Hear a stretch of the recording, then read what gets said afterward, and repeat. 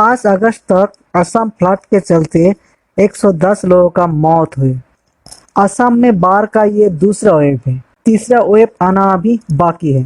असम में बाढ़ का कारण क्या है, इसका जिम्मेदार कौन है और क्या इसको रोका जा सकता है? जानने के लिए वीडियो के अंत तक मेरे साथ जुड़े रहिए।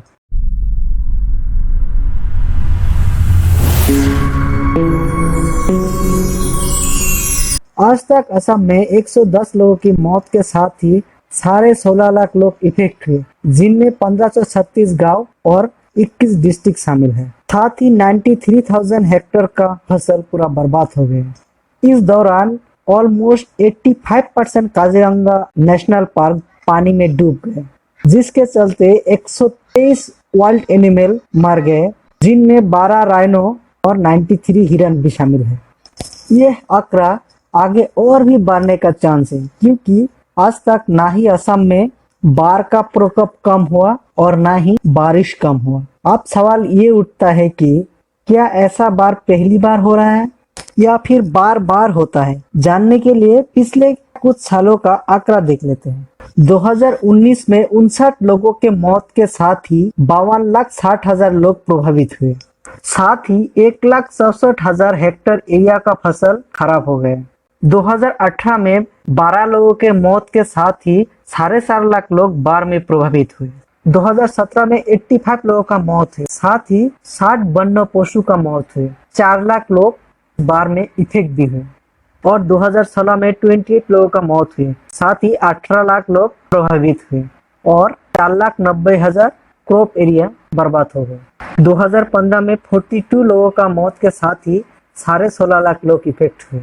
2012 में 126 लोगों का मौत हुई, साथ ही काजीरंगा नेशनल पार्क में 540 पशुओं का मौत हुई, जिनमें 16 राइनो भी थे। बाढ़ के चलते एवरेज में असम में 200 करोड़ का नुकसान होता है हर साल। इस आंकड़े से यही पता चलता है कि असम फ्लड कभी कभार नहीं, हर साल ही होता है। आप सवाल ये उठता है, असम में इतना बाढ़ क्यों होता है? असम में बाढ़ का पहला कारण होता है असम का ब्रह्मपुत्र रिवर और असम का बारिश।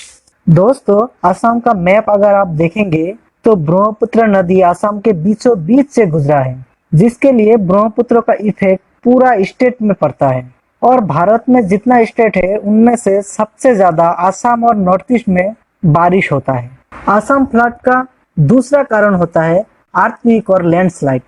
असम और नॉर्थ ईस्ट में छोटा बड़ा अर्थक्वेक होता ही रहता है, जो कि लैंडस्लाइड यानी भूस्खलन का कारण बनता है। अर्थक्वेक और लैंडस्लाइड में नदी में बहुत अधिक मलबा फैलता है, जिसके चलते नदी का तल भर जाता है और जल्दी ही नदी का पानी ओवरफ्लो हो जाता है।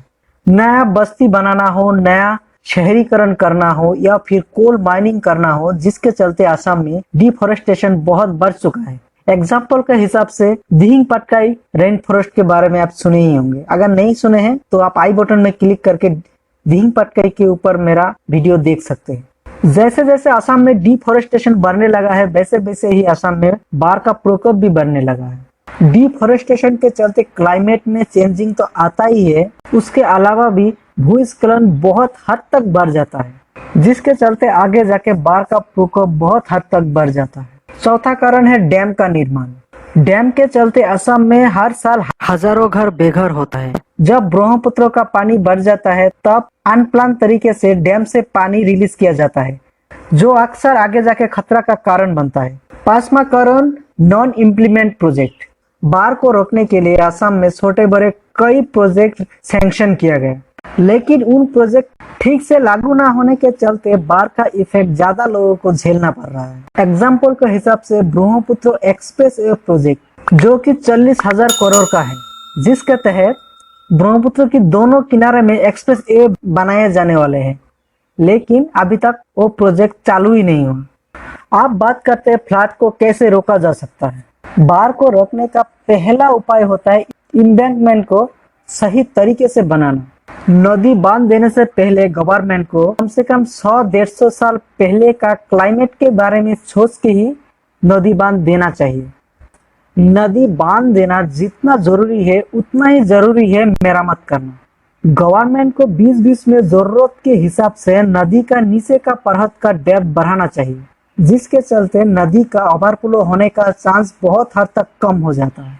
असम के ज्यादातर लोगों को ये लगता है कि ये एक प्राकृतिक आपदा है, इसको रोका नहीं जा सकता है। इसीलिए असम फ्लड ना ही इलेक्शन में मुद्दा बनता है और ना ही इसको लेकर कोई बड़ा प्रोटेस्ट होता है।